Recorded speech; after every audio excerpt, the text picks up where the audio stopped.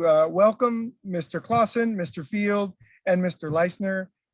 It feels very like a small town because I've had in various forms interactions with some of you, and for some of you I've been meaning to call. So, and then of course, Mary, who serves on our Noise Review Board, I really appreciate your service going above and beyond. It's really incredible to have wonderful people who are willing to serve as volunteers for a city operation of any kind. And Mary, you're so excellent.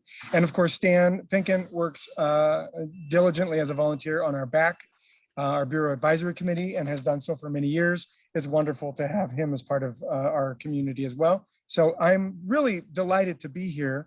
I have spoken with one or two other neighborhood associations, and I plan on eventually speaking with others. Today, just so you know, I spoke with the district coalition offices and told them that I would be speaking to neighborhood associations, giving an introduction, but also sort of telling you what's going on post a CETA report. Just so you know, there are no sacred cows, there are no secrets, there's nothing more to say or more that won't be said. Unless it, of course, has to do with privileged information related to a personnel matter or something legal. But otherwise, I just want to let you know a little bit about who I am, how I got here, how long I've been with the city, where I was before the city, but also sort of what the conversations are internally for what we're planning on doing in the next little while. So let me start with a tiny little 3-minute autobiographical presentation. So I went to Holyrood Elementary, and then I went to Beaumont Elementary, because at the time it was not a middle school. And then I went to Grant High School before Grant was bougie. And I say that because I understand nowadays that neighborhood's really hard to live in because it's quite expensive. So it was a staunchly working class neighborhood. There were no college educated people on my street except for the early gentrifier who was a lawyer who lived down the block, and everybody didn't quite know what to do with him because he didn't quite interact with everybody who lived there.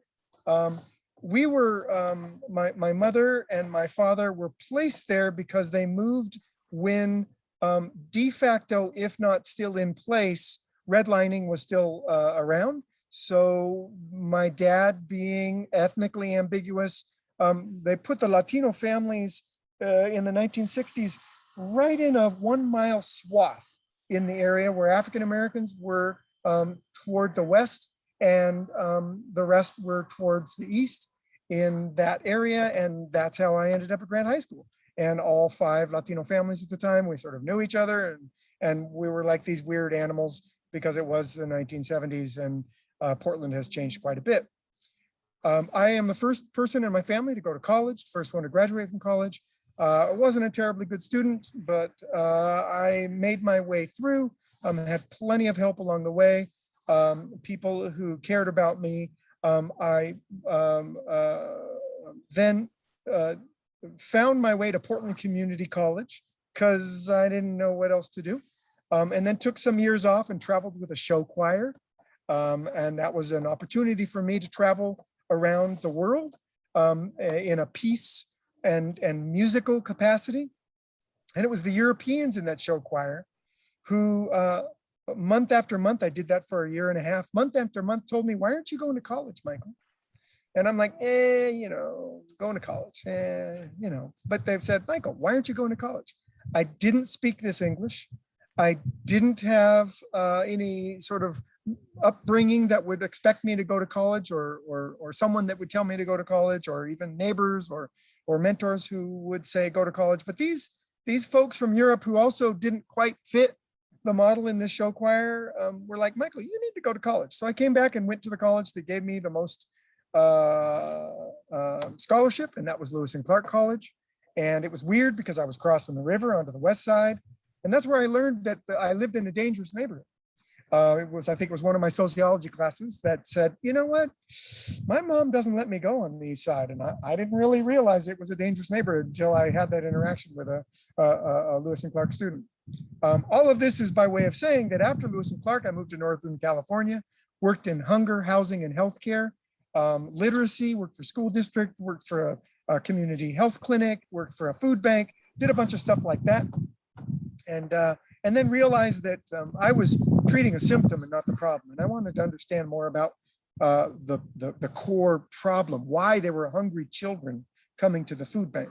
I then went to graduate school, and I chose anthropology. And I chose anthropology because the cultures of inequality that are seemingly cooked into our world were super fascinating to me. And it all opened up windows to me to help me understand my family, my life, my own biography, but also my world. And so I ended up getting a PhD from anthropology from Stanford University, and I became fascinated with the Human Genome Project because at the time, this would have been early 2000s, the human genome was the thing that everybody was talking about. And I was really curious about what is the connection between inequality and health. And so I became a tenured faculty member at the University of California and did that, had a nice 20-year run. So I call myself a recovering academic. I'm still analytically fascinated and curious by everything in the world, and also believe that data should drive a lot of what we do. And data includes stories and narrative of people's life experience, but it also includes quantitative things that we can count. But they're together, data and stories, narrative, and things we can count are the winning combination. It's a long way to say I got kind of burnt out as an academic. The academia, anybody who knows anybody that's gone to college recently know that a lot has to do with money these days. There's a lot of financial things that poor college kids have to figure out how to accommodate. And that's not why I went into academia. I went into it for the transformational potential that education has on an individual's life, which it certainly had on mine. I am a socially mobile Latinx person from Portland, strangely as it might seem, who found their way after returning to my hometown, which I love, Portland, to take care of elders and I have adult children here. I retired early and came back to Portland and consulted until I met Sukri, and Suk convinced me that the lover or hater, again, we can talk about that if you want, I don't care. But she convinced me that the challenge that she faced and that the opportunity was interesting and vexing, complicated. And I've been in interesting, vexing, complicated worlds my whole life. And so I said, sure. And so 2 years ago, almost to the day, I became the Strategy, Innovation, and Performance Manager for the Bureau of Community and Civic Life. And then about 3 months ago, May 14th, I'll do the math, 4 months ago, I became the interim director of the Bureau. After a public and ugly and conflictual transition where multiple supervisors and the director were ceremoniously or unceremoniously found other ways to support themselves. And I won't rehearse all that stuff. So Commissioner Hardesty appointed me as interim director because I was able to articulate an analytic about what I saw as the core issues, but also I embodied a kind of sensibility. It's no nonsense. It's very direct. It's forward. What you see is what you get. But also, I'm not a politician. I am a public servant. I serve you. And the Bureau suffers from a chronic, how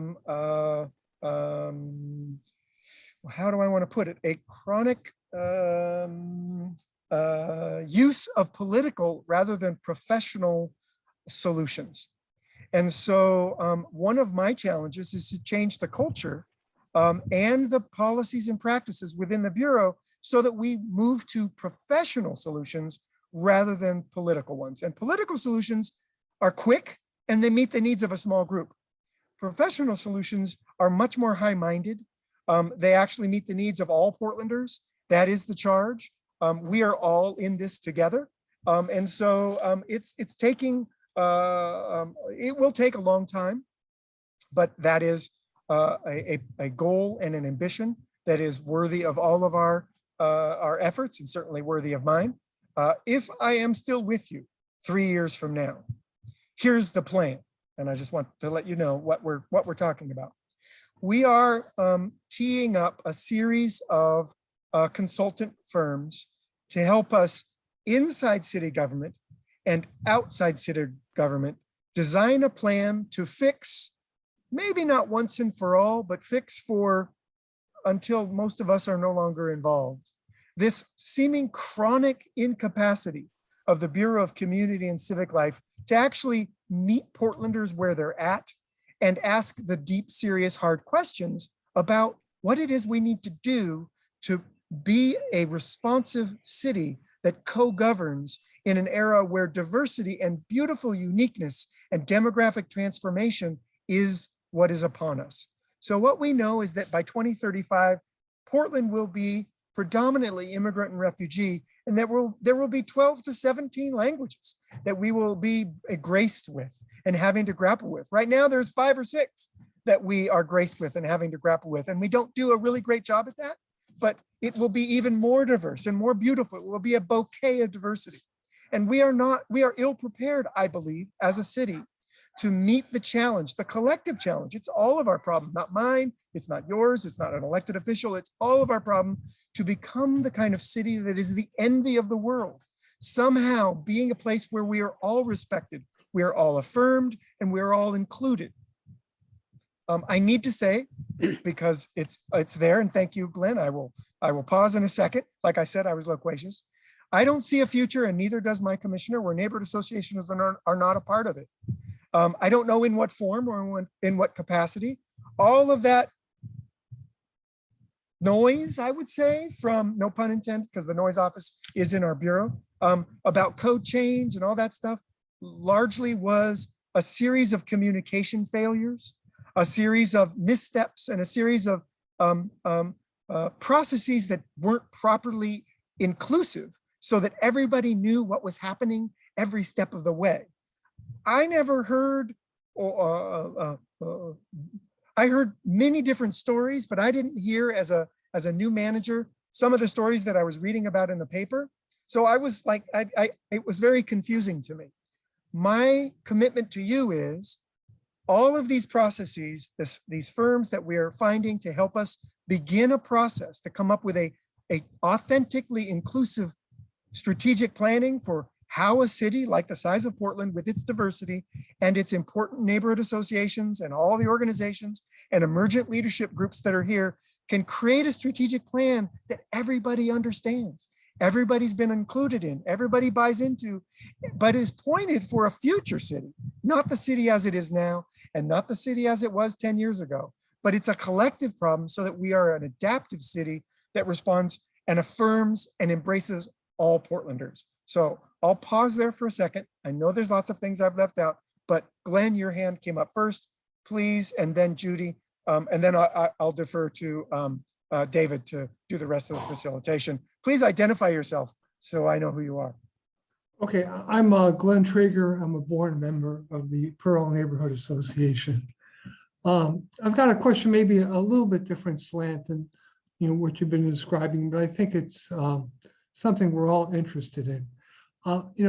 Lately we've been having building break-ins are on the increase in our neighborhood. Graffiti is proliferating. Street racing is a common occurrence. Shootings are becoming more common in our neighborhood.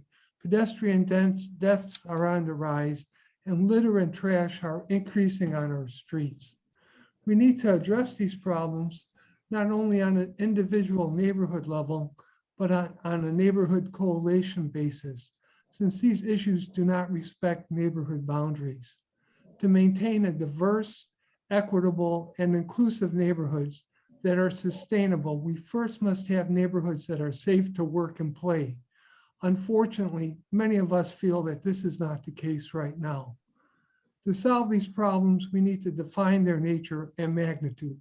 Just as you said, you're a data guy, we need data on how bad these issues are. Each neighborhood has this information, but the data is scattered among residents of the neighborhood and certainly not shared among adjacent neighborhoods. Neighbors West by Northwest would be an ideal agency to collect these metrics from city and neighborhoods on these issues. And having an ongoing tally of these issues will give us a way to measure the effectiveness of any efforts that solve these issues. Right now, we're just siloed. Every individual neighborhood is doing their own thing, individual neighborhoods, and there's no coordinated leadership or effort to to measure how serious these issues are. So here's your opportunity. I know equity and is a big issue, but when we don't feel safe walking our streets, a lot of that goes behind. If you have a gun to your head, you're not worried about anything else except for your own safety. So what do you feel about the situation, and what can you do to help solve these issues that our neighborhoods are experiencing? Thank you, Glenn. I'm taking notes, and I'll let Judie chime in, and then I'll respond collectively. But thank you for the excellent question.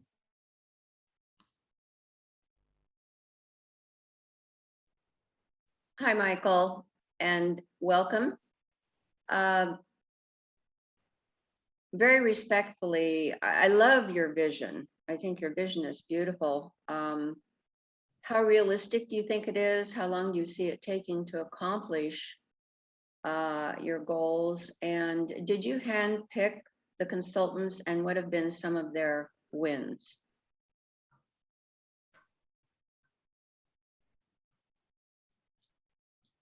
Great, Robin. So I appreciate the opportunity to hear from you, and I appreciate the opportunity that you want to be transparent. But we've been in a vacuum of not knowing anything for the last 3 or 4 months for the most part. And so what I want to know is, what's your game plan for expressing what you're sharing today to other communities? And also, what's the game plan for hiring the upper management that's been dismissed recently?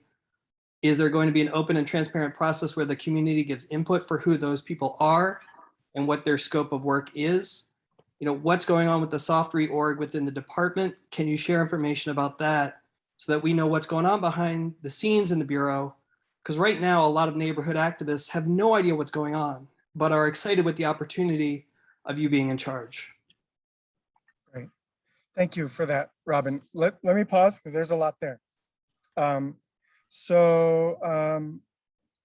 think, Glenn, your questions are the hardest, actually, for me to actually respond to. I'm just going to be completely candid because I think it's a problem. Those are problems much bigger than all of us. I think your idea about having the district coalitions and somehow begin to collect data and coordinate and collaborate is absolutely right on. And we talked about that today when I met with the district coalitions. They in fact said they wanted it to be even broader, that we could have district coalition offices, neighborhood associations, nonprofits that we fund, anybody who actually is involved in neighborhood improvement and involvement and engagement, to come together to begin to share information and ideas. I think that's a fantastic idea, because silos are not functional, and there's so much greater power and possibility when you can learn from one another and develop in that way. And so just today, I'm hearing these ideas, and among the things that I'm listening for are the prompts that the consulting firms will help create when they go out and convene conversations and elicit information from everybody, to sort of think about what kind of new kinds of structures and apparatuses for collaboration, coordination, de-siloing would work best for neighborhoods, for coalitions, for residents. So thank you for that. That's something that I think makes a lot of sense. And what ultimate form it will look like, I can't say at the moment. But I'm certainly in agreement with that. In terms of sort of all the challenges in the city right now, I want to say also that I am sorry to have read in the paper about the shooting at 10th and Davis. It is, really, I can't imagine how it must feel to not feel safe walking through your neighborhood after an event like that. And so I just want to let you know I'm aware that occurred, but that is one thing that occurred of many that you listed, Glenn, that of course it makes sense that you are first and foremost concerned with. If you don't feel safe, walking your neighborhood, then yeah, all else kind of takes a back seat, is what I heard you say. I can't do much more than say I hear what you said, because the problems are much bigger than me. What I do know is that your engagement in the city processes and apparatuses are central, because I think your elected officials need to hear from you. All of them, all the bureaus need to hear from you. Your engagement as a board member on this neighborhood association is a super important piece of that puzzle. So, I mean, I'm sorry, it's not a satisfactory answer. It's not like I can wave a magic wand and tell you what the pieces are. I mean, I have my own diagnostics that I'm learning. I'm still pretty new to what some of the barriers are to actually moving things forward. But I also know the mayor's office is trying as hard as they can to address many of these issues. So, you know, that's all I can say at the moment. Okay, On that. Michael, Just one second. Glenn, Mike- we gotta Okay, be go ahead. efficient here. We got your point. But the, so I want to bring it into what Stan had brought up, because, you know, Glenn's points are shared by many folks. And so he's asking for, you know, some sort of response from your department. Stan here, I think I want to tie this into what he was asking here. He said, with the elimination of the crime prevention program and dropping of support for Neighborhood Watch or Foot Patrol, how do you see the community safety program addressing public safety concerns at the neighborhood level? So that's under a broader heading of, you know, what level of support and assistance might neighborhoods expect from civic life programs and positions that helped in the past? So one, do you agree with that assessment that there's been a pullback of program support? And two, is your response, we're going to wait and see what the consultants say about that? Or I just wanted to make sure we all leave here with a clear understanding of where we're heading with those. Sure, thank you. And this goes to Robin's questions. And Robin, thank you for, like, we don't know anything. So excellent. And the soft reorg that Robin, you've picked up on, which I've been talking about. So as you know, I'm new. I'm new to the Bureau, I'm new to the city, and I'm new in my position as interim director. What I have asked community safety to do is to get really clear on what they do and what they can do best. And I'm asking this of every single one of our program teams. What do you do and what can you do best? Because we have a budget that ask that is coming up.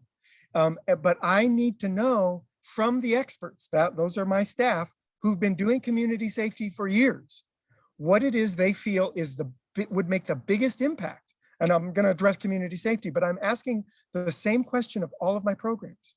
So they are in the process of coming up with 3 ideas that are the best practices for upstream, that would be preventative, midstream, which would be in crisis moments, and downstream, which would be post-crisis when it pertains to community safety.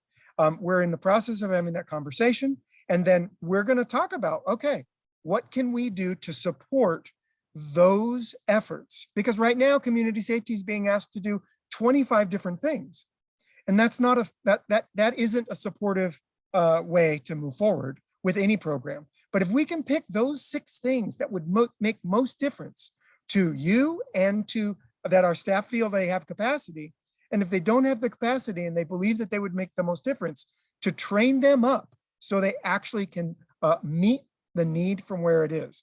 I don't know where that's going to go right now because we're still in process with that conversation, but that's what I'm doing.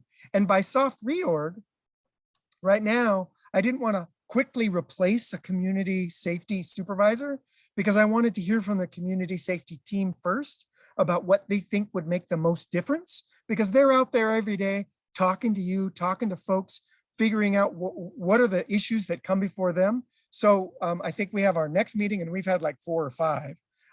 We have our next meeting in a couple weeks where they will present to me what it is that they are, what they're thinking about. And then I'll work to do what I can do to champion strengthening what we can strengthen on that. I don't know what it'll look like yet, but the same could be said in terms of the rest of the soft reorg of the district coalition office system. I am getting clear with the coordinators of the in-house coalition offices in the Southwest, which is sort of it's in between right now. It's in this we're not sure where that's going to go. But I'm asking them, what is it that you actually offer to the neighborhood associations? This is to the staff, but I also ask that to the district coalition offices. What are you offering to the neighborhood associations? I need to see that list, and then I'm going to share that list back with all of you so that you can say, oh, this is what they think they're offering, and then this is what I think we need, so that we'll begin to align what you say you most need from your district coalition offices. And if you don't roll up to a nonprofit one and you roll up to one that is a city staffed one, we can sort of see, oh, there's a gap. You say you need this. This is what our staff feels that they can do. And then we'll have a conversation. There's a gap here, or there isn't a gap, or we need more of this. But it all begins with me asking them, what is it that you're offering? And what I'm surprised with is that this is the first time for many of them that they've been asked to define what it is they know about what is most important to fulfill their jobs. I'm really quite surprised in that, but we will feed it back to you. We will say, oh, this is what they think their roles are. And these things unfortunately take a long time to get clear, because the first drafts, I'm like, this doesn't make sense to me. And if it doesn't make sense to me, it's not going to make sense to you. And so I wanted to be really clear. As for the consulting contracts, I just want to address that really quick. We are beginning with a process of consulting firms that already have relationships with the city, so that we don't have to go out into a whole process of doing requests for proposals and going down this whole process. And we did that because I felt, and so did the commissioner, that this needed to happen sooner rather than later, because an RFP process takes months and months and months. I think that we have a lot of talent that already can elicit your input in a way that you will feel like you've been heard, and that it will be reflected in the reports that are generated from that process. So handpicked sounds, I'm going to be honest, sounds judgy. It sounds like you've already determined that any decision that I make will necessarily disadvantage you or some other person. And if you see any specific instance of a process that I'm doing that you can actually provide evidence that is disadvantaging you, I want you to talk to me about it. I want you to tell the commissioner about it, because I think it might feel like it's disadvantaged because of the lack of communication, because of the lack of collaboration, but I have no skin in this game. I want this to work for you. I want this to work for our city. And so if it's not working for you, but it truly not working for you, versus that it feels weird, that's a different animal. And I want to talk to you about it so that you know I'm hearing it. But just because it feels weird versus it actually excluded you, those are two different things. But I want to hear what you feel, and I would love to come back to this meeting after we've had some conversations with those firms to be able to sort of process that. David. Great. Michael, so just really quick, can you describe, first of all, can you share with us who those firms are, and you could briefly describe the process and the trajectory, so we have a sense of how long is this process, when should we, what are the timelines, those kinds of things? Sure. So we haven't selected the firm yet, because I am trying to find the firms that understand the commitment to make sure that they consult with you and all other Portlanders. And so we are hammering out scopes of work with firms that actually know how to do that, and that they create a process that I'm going to be confident that they're going to be able to listen and fold in all Portlanders. Remember, the project is not how am I, Pearl District board member, going to benefit. It is how are we as Portland going to meet the challenge of 2035? That is the set of questions that I'm interested in. It doesn't mean that you're going to be forgotten and that we don't care about between now and 2035. It just means they have to be able to do both. They have to respond to what you're going through now and create a bureau a civic engagement purpose bureau that actually can hear and be responsive and adapt to your present concerns, but also create a plan that addresses 2035. So the first year is creating a process. The next 2 years will be going through that process. So it's a long time frame. We might be able to compress it, but I'm trying to be agnostic about how long it will actually take. What's not okay for me is that we go through a process that is window dressing. It's not substantive. It doesn't include you. It skips around you. I understand that you don't have trust. And Sally, that's why you asked these questions. I believe it was you. Because there's not trust in the system, there's not trust in the process. What I'm looking for is a firm that can instill trust. To Robin's question about communication, I'll stop on this.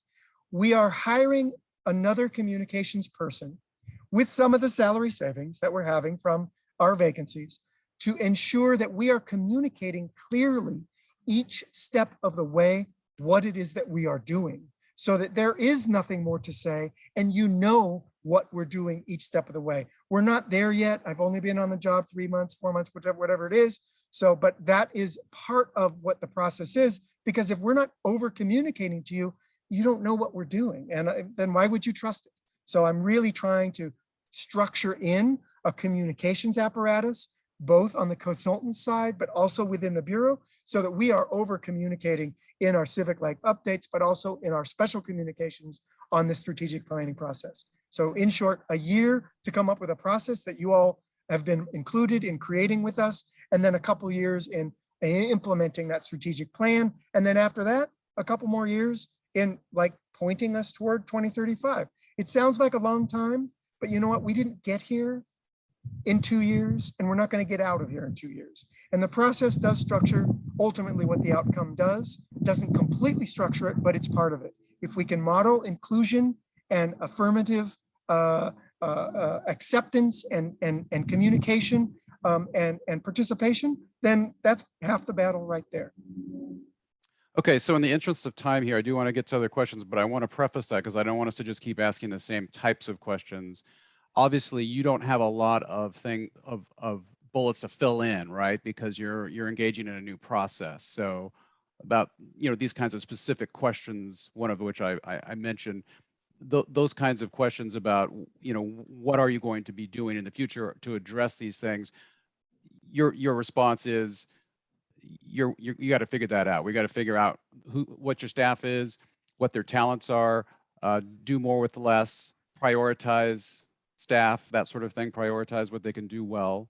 So that's going to take time to figure that out. And then there's a consultancy process here. Would it be fair to say that I think our position, if I could be blunt, I think our position on this was what was going on before. We felt we were being replaced by a new system, as opposed to our position was don't replace the neighborhood system with a new equity focused system, add to the current system. I think our general approach was, let's add, let's include, let's grow the tent, let's not replace all of the systems. So would you say that's a fair assessment of where you think we should head? And then is this consultancy then going to come up with the processes and the system in which how equity is better represented in the civic life organization? Yeah, I mean, the commissioner and I have spoken about this, and I have not seen evidence that would convince me that the neighborhood associations are not important part of the future of the city. I actually, and you have to, I mean, you can think I'm blowing smoke up your behinds, but no one ever told me that neighborhood associations, nor did I read anything that could demonstrate to me that neighborhood associations were going to be replaced by anybody. But that's the past. That's poor messaging, poor change management processing. I don't know. I wasn't in control of that. All I can say is, yes, expanding the tent. And actually, everybody I talk to, every neighborhood association, every Portlander says, we agree with the equity objectives. We think they're good. We want to be a welcoming city. We want to be an inclusive city. I haven't heard anybody say otherwise. So I don't really know.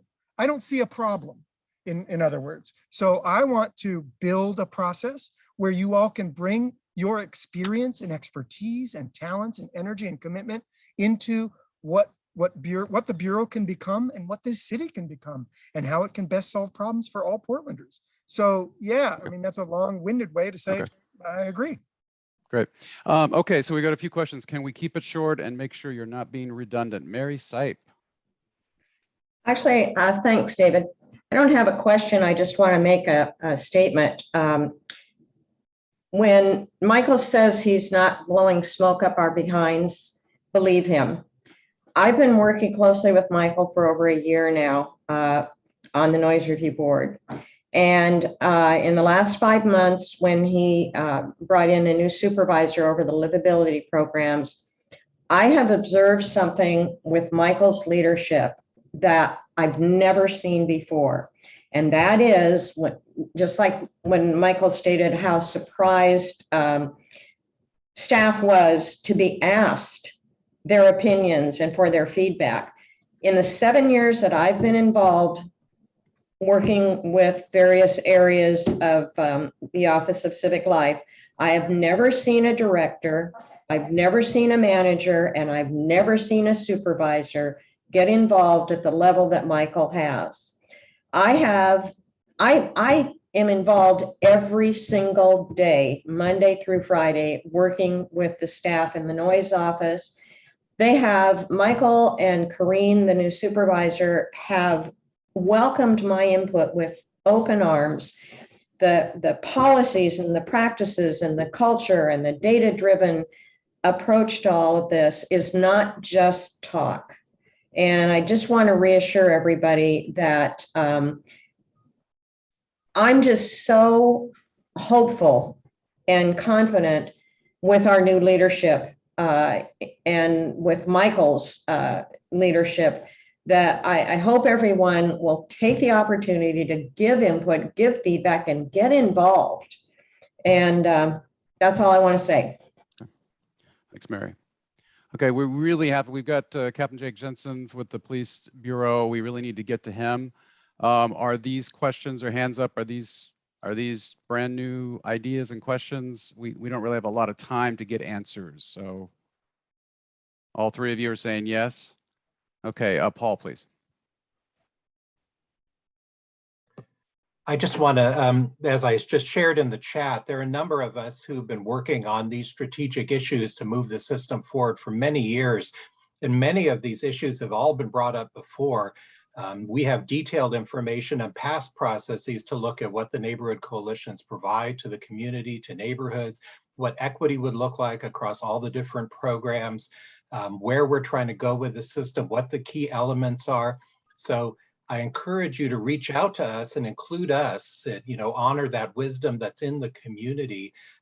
It's great to have consultants, but there's many of us like Linda Netakoven, who's on the call as well, who've been looking and working on this for many, many years. And I think that's what feels uncomfortable, is that there so far hasn't been an apparent effort to reach out to community members and former Civic Life staff who were forced out, who actually developed a bunch of the innovative programs. So we're eager to help, we're available, and please consider talking with us. Thank you. Sally, quickly. Thank you for being here. And we all have met and followed many of your current employees that have been there and have a good history there. Some of them have moved on to other things, and most of it was around public safety. My first question is, how many employees do you have now in your bureau? 47. And I think it would be important to know within it, at some point, how many of those have to do with public safety. And we'll go from there, but you have a lot of knowledge from some really experienced people that still work for you. And I say go to them because they know our history with them and others that we can get answers from that used to be there. So that would be a good source. Okay, thank you, Sally. Alan, you're the final one.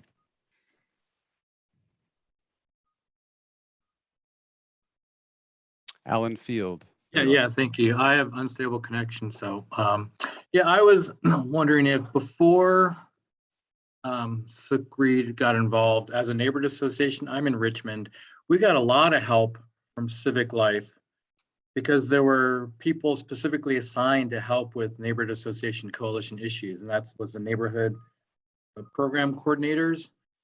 And those positions were let go. And now, over the past 2 years, as a neighborhood association and someone who's on a coalition board, we've been set adrift. There's really no one in Civic Life we can turn to ask for help, guidance, interpretation of the ONE standards, help with dealing with public records. When I had an issue last year, I was directed to talk with Shook, and he pretty much said, nope, we can't help you. You're all on your own. Figure it out yourself. So I'm wondering, going forward, will there be people hired or reassigned who focus on helping neighborhood associations and coalitions with dealing with the city standards that they're required to follow? Thanks, Alan. Quickly, Michael. One of the things that I have realized quickly is that that question, which is what services can we provide to neighborhood associations and what services can we not provide, is all around the Bureau.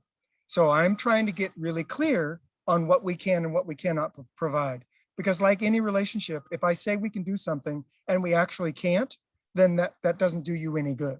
So I ask your forbearance as I myself figure out what it is we can provide and what we can't provide. I can't speak to 2 years ago, 10 years ago, whatever else, even though Paul Leistner, you're all on my list to call. Doretta told me to call you and I have it written down. I even have your phone number. But for Alan's question, yes, I am taking seriously all of these questions. You need guidance. The standards are unclear. What the Bureau provides you is not clear.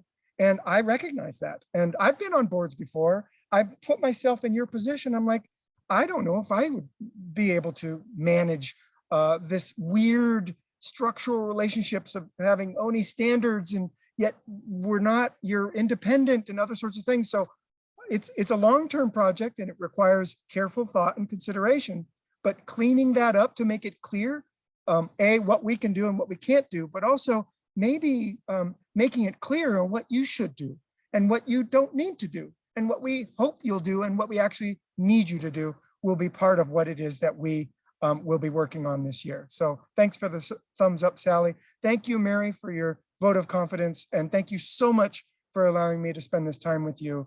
I appreciate it greatly. And thank you for your work for your neighborhoods.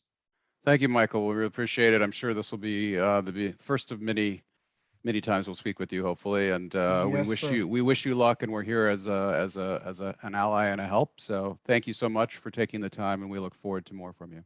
Thank you very much, David. Take care. Great. Good night, Take everybody. care. Be well. All right, Bill, can we bring on Jake?